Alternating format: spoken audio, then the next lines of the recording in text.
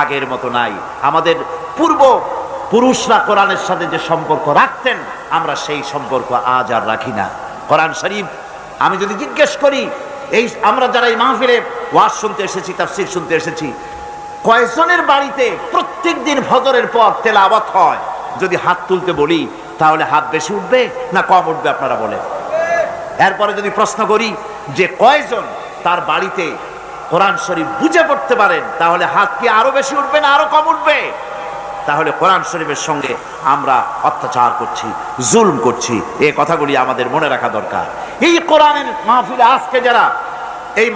আজকে যারা হিন্দু ভাইরা এসেছেন, বৌদ্ধ এসেছেন, খ্রিস্টান এসেছেন, অমুসলিম ভাইরা এসেছেন, আমি তাদের সকলকে এই মাহফিলের পক্ষ থেকে, আমাদের অন্তরের অন্তঃস্থল থেকে আপনাদেরকে মোবারকবাদ জানাই, আপনাদেরকে শুভেচ্ছা জানাই, স্বাগতম জানাই।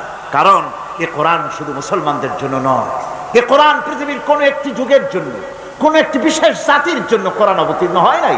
কোরআন সর্বকালের সর্বযুগে